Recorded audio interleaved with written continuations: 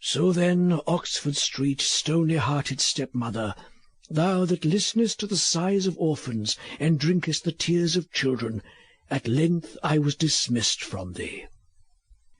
The time was come that I no more should pace in anguish thy never-ending terraces, no more should wake and dream in captivity to the pangs of hunger.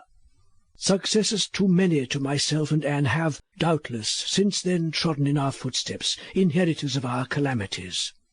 Other orphans than Anne have sighed, tears have been shed by other children, and thou, Oxford Street, hast since those days echoed to the groans of innumerable hearts.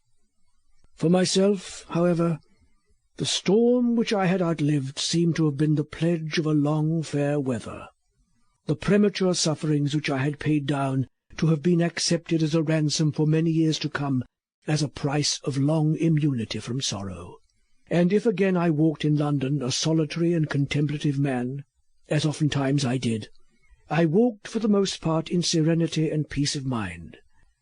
And, although it is true that the calamities of my novitiate in London had struck root so deeply in my bodily constitution, that afterwards they shot up and flourished afresh, and grew into a noxious umbrage that has overshadowed and darkened my latter years, yet these second assaults of suffering were met with a fortitude more confirmed, with resources of a maturer intellect, and with alleviations, how deep, from sympathizing affection.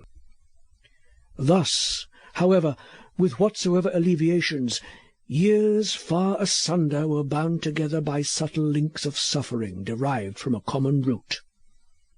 And herein I noticed the short-sightedness of human desires, that oftentimes, on moonlight nights during my first mournful abode in London, my consolation was, if such it could be thought, to gaze from Oxford Street up every avenue in succession which pierces northwards through the heart of Marylebone to the fields and the woods.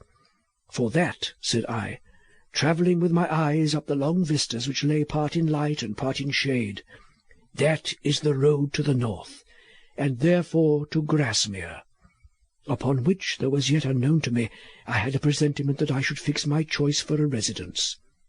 And if I had the wings of a dove, that way I would fly for rest. Thus I said, and thus I wished in my blindness. Yet even in that very northern region it was, in that very valley to which my erroneous wishes pointed, that this second birth of my sufferings began, and that they again threatened to besiege the citadel of life and hope.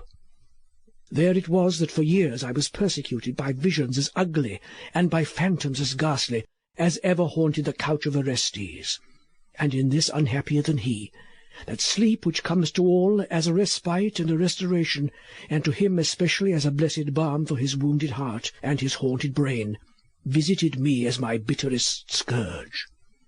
Thus blind was I in my desires. And yet, if a veil interposes between the dim-sightedness of man and his future calamities, the same veil hides from him their alleviations, and a grief which had not been feared is met by consolations which had not been hoped. I, therefore, who participated, as it were, in the troubles of Orestes, excepting only his agitated conscience, participated no less in all his supports. My Eumenides, like his, were at my bed-feet, and stared in upon me through the curtains. But, watching by my pillow, or defrauding herself of sleep to bear me company through the heavy watches of the night, sat my Electra. For thou, beloved M., dear companion of my later years, thou wast my Electra.